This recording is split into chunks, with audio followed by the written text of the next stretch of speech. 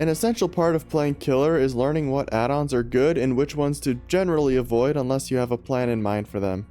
The difficulty of this varies, as there's some killers with a lot of usable add-ons like Dredge, Hag, and recently Xenomorph thanks to Emergency Helmet becoming partially Basekit and their add-on buffs, while others like Nemesis and infamously Pyramid Head barely have anything to work with beyond 2, maybe 3 add-ons.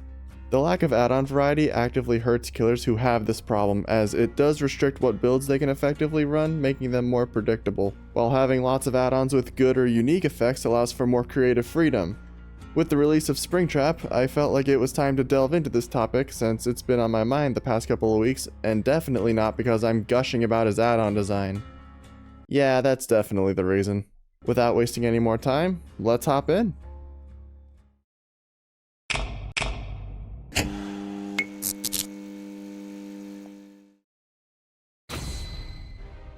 Add-ons are an essential part of a killer's kit, and generally you should have both slots filled with at least something.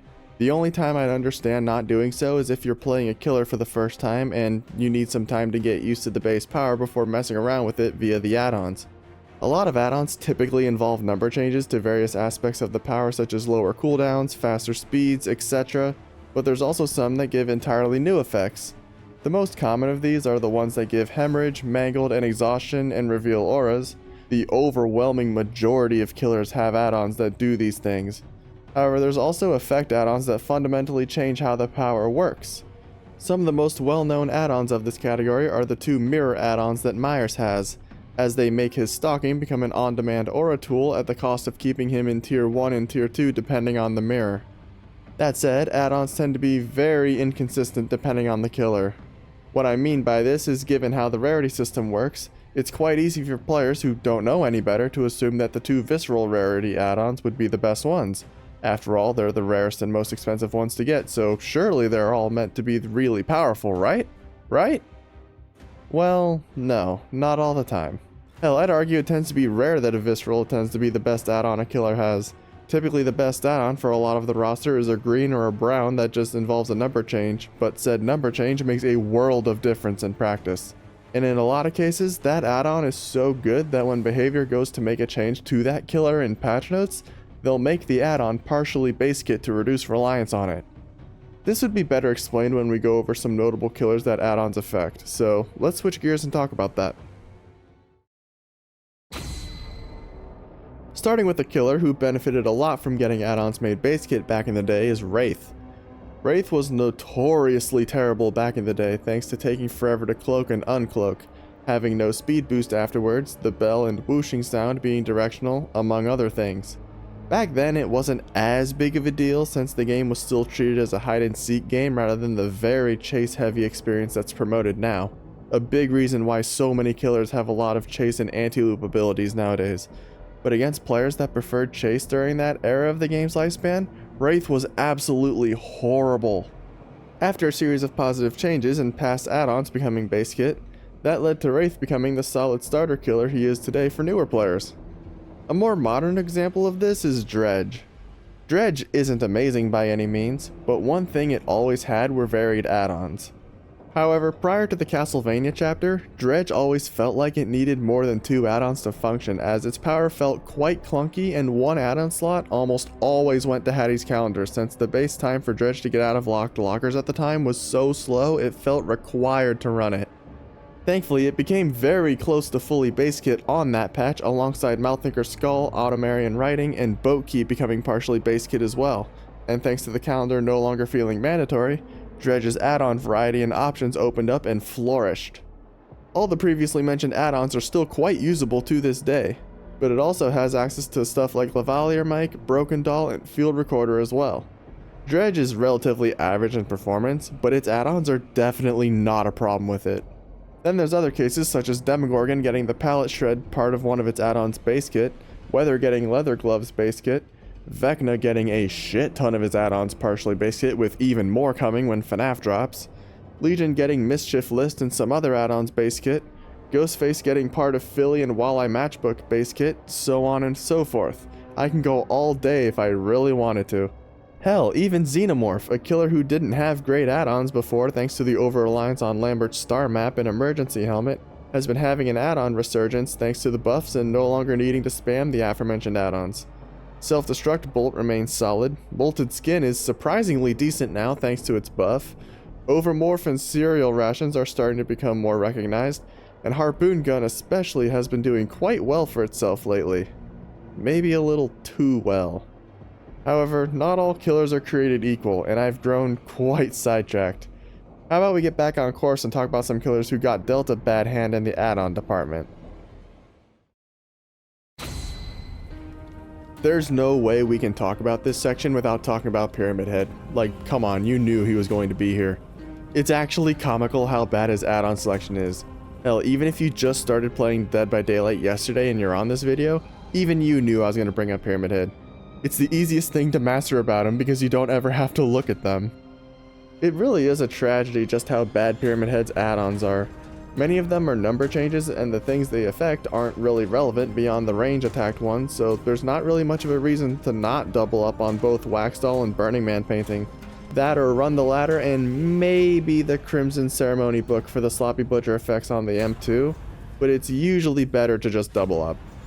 Pyramid Head's a character that already has trouble with unique playstyles thanks to the cages restricting his perks quite a bit, but it also doesn't help that the add-ons he does have that allow for unique playstyles, like both his viscerals, are just difficult to trigger and get value from, whether it be due to too many conditions or the undetectable not lingering after stepping off a trail respectively. Nemesis is another killer with undeniably bad add-ons overall, but at least there's a couple goodies in here that are okay. There's the obvious Liquor Tongue and Marvin's Blood that you see 99% of Nemesis run, but prior to Liquor Tongue's immense buff, Broken Recovery Coin was useful for the long game. Another one I love is Serotonin Injector since people don't expect undetectable Nemesis.